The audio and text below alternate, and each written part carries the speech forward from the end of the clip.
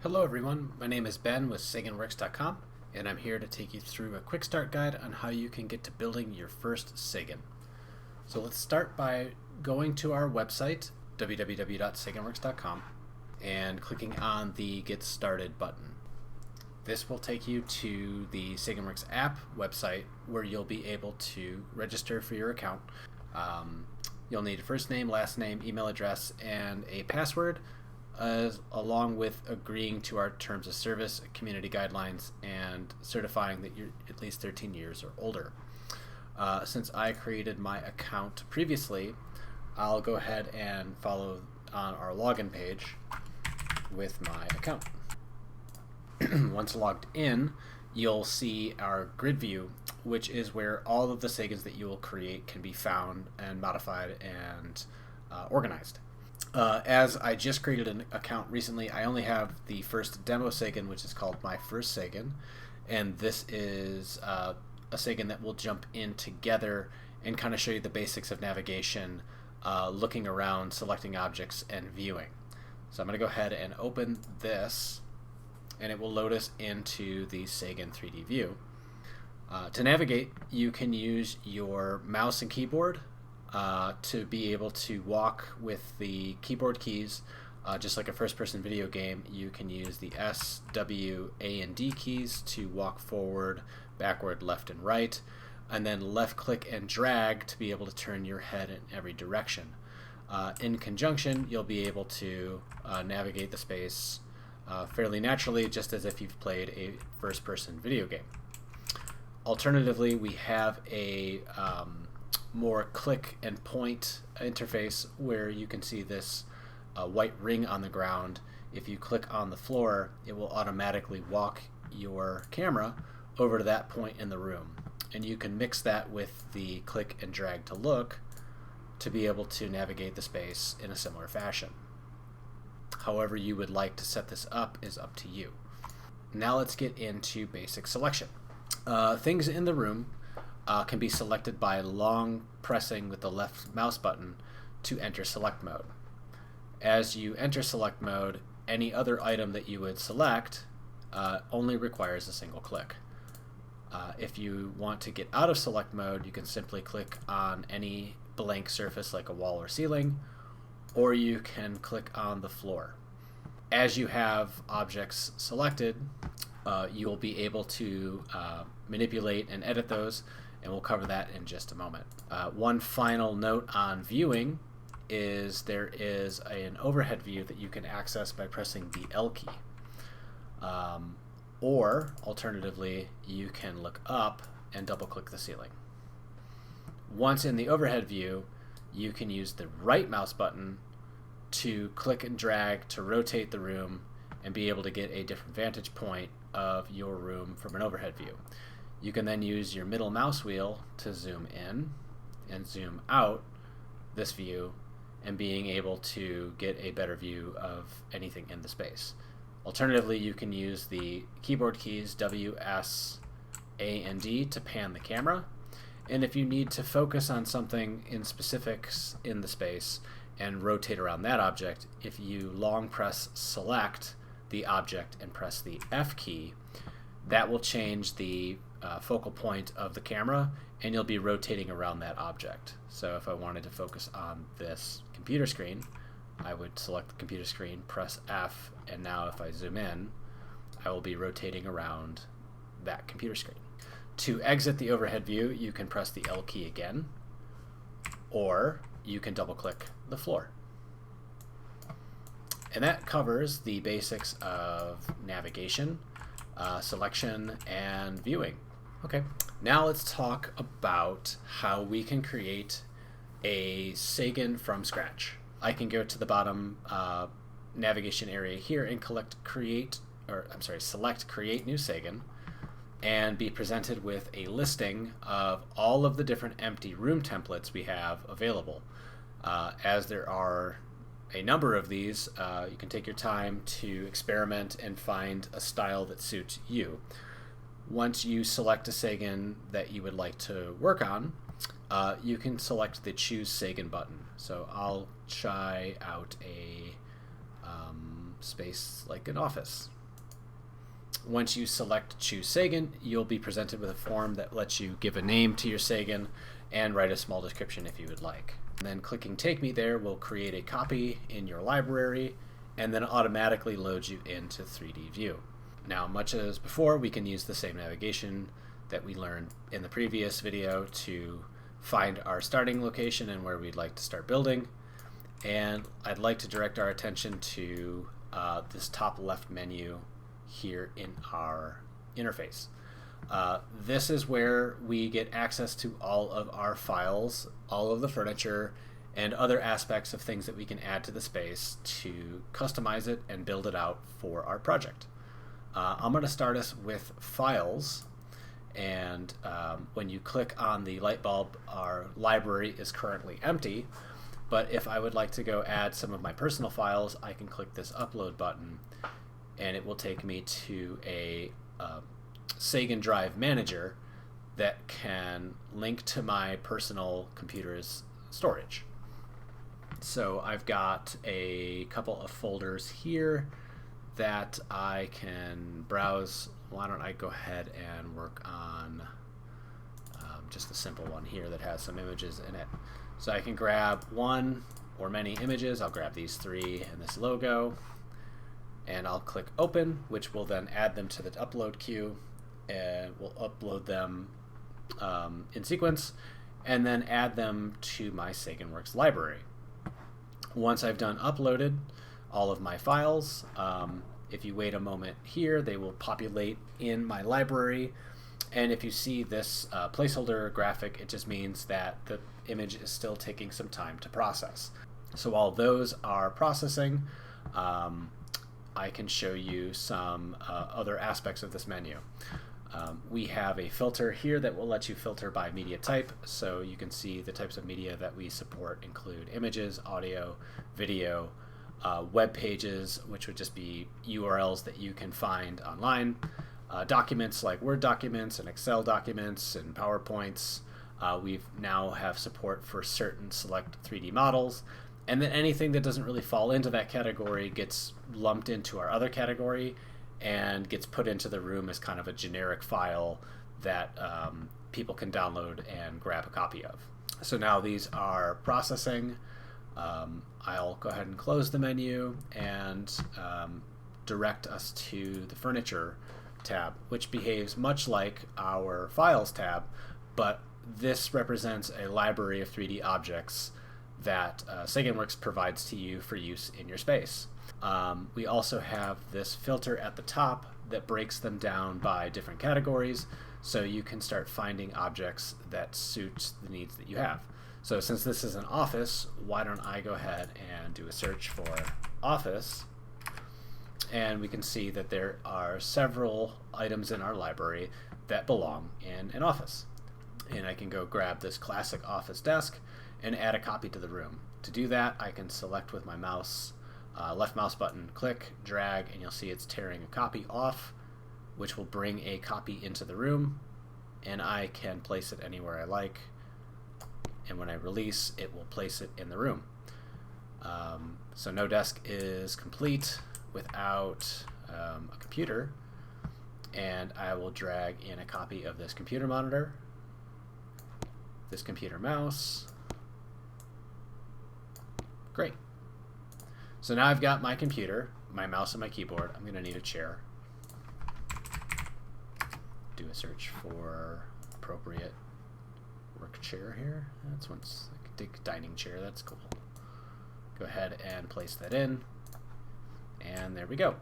Okay, so my images should be done processing. I'm going to go ahead and open my Knowledge tab again and see that the thumbnails for my images are now ready to go.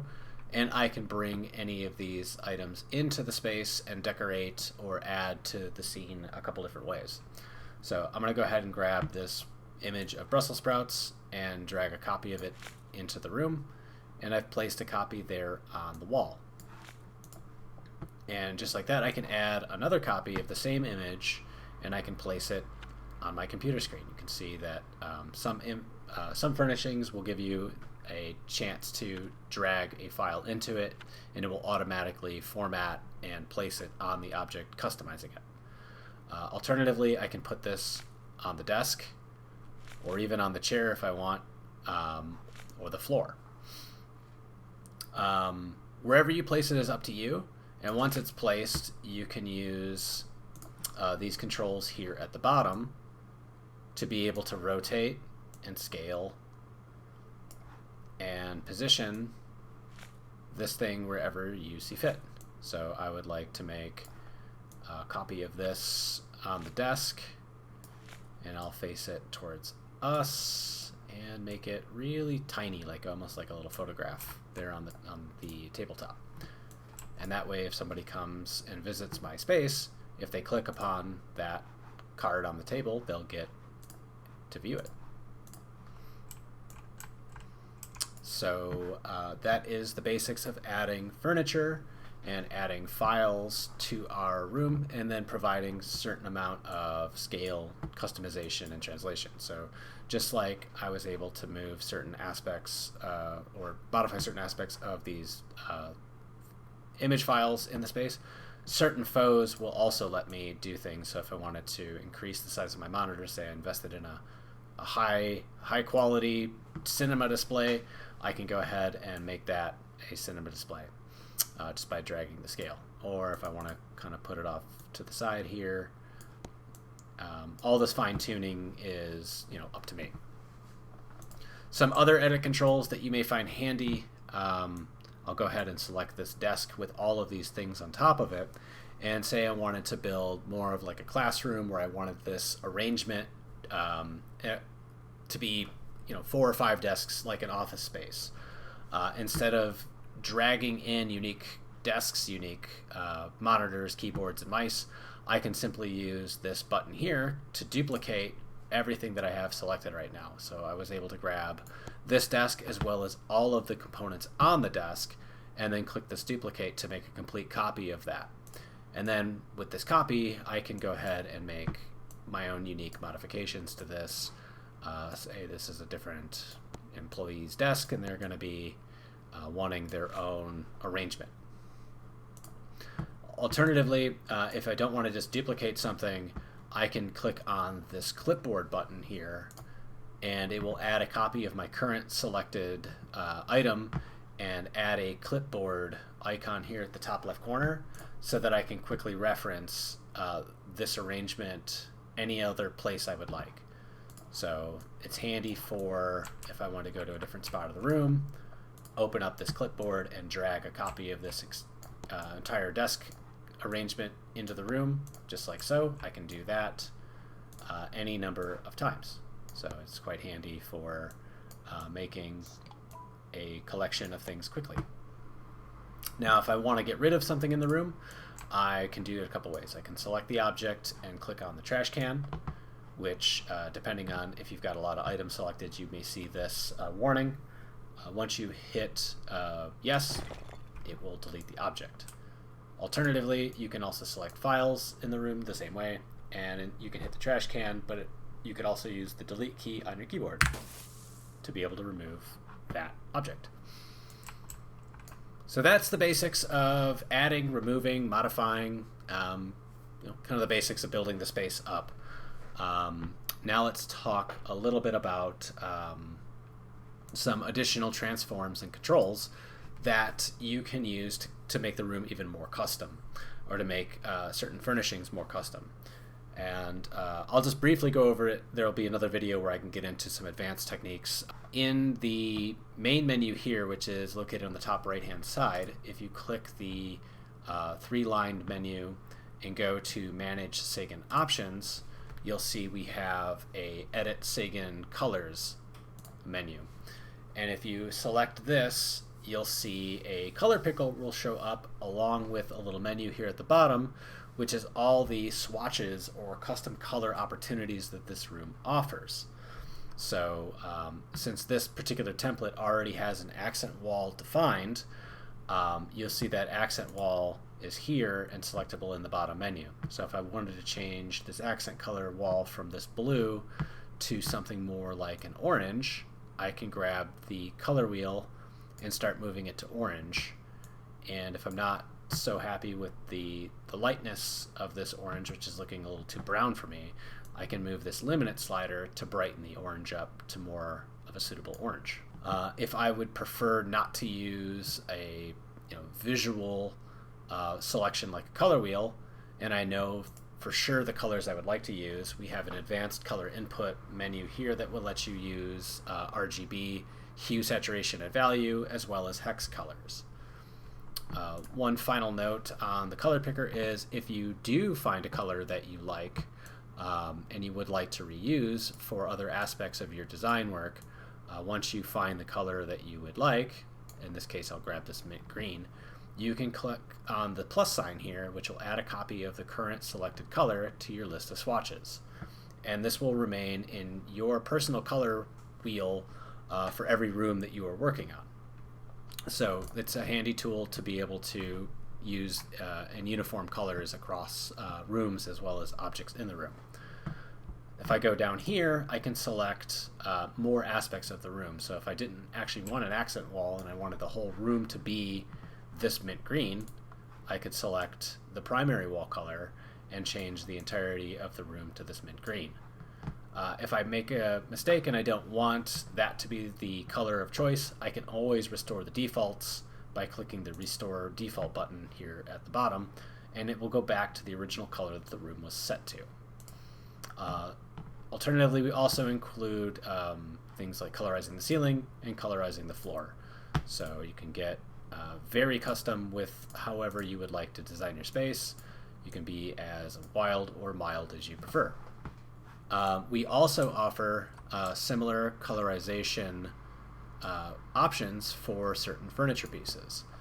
And to get into that customized menu, you would look for this little pencil icon on the bottom of the edit menu, and you would click on the paintbrush to be able to arrive at a similar color picker like you saw for the room.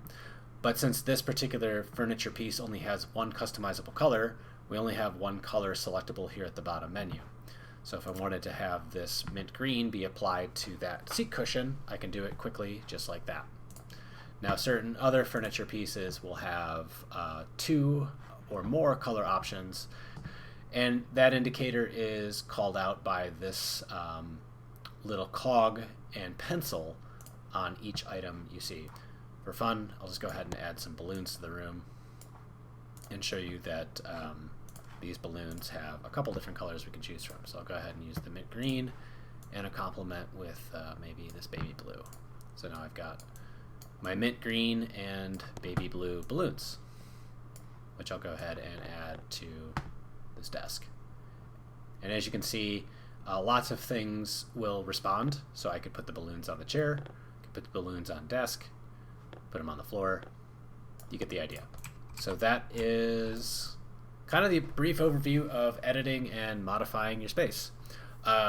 Finally, saving and making sure that your work is preserved. The good news is every edit you make in Saganworks is saved automatically. You don't necessarily have to press or do anything to save it. As a good force of habit, I would always recommend when you're done editing your room to click on the home button, which will do one last little synchronization that you saw there. It will update the cover image for your Sagan and provide an updated preview of what your room currently looks like. So that's a good way to kind of see where you left off. And as you can see, now that that was the most recent Sagan that I've visited, it has now taken the top spot in my recently viewed menu. So that concludes kind of the basic overview of Saganworks. I'll be joining you again in another video to kind of show off some of the more advanced techniques for more interactive room design experiences. So check back soon with that next video. Again, my name has been Ben for Saganworks.com, and I appreciate you watching my video. Thank you.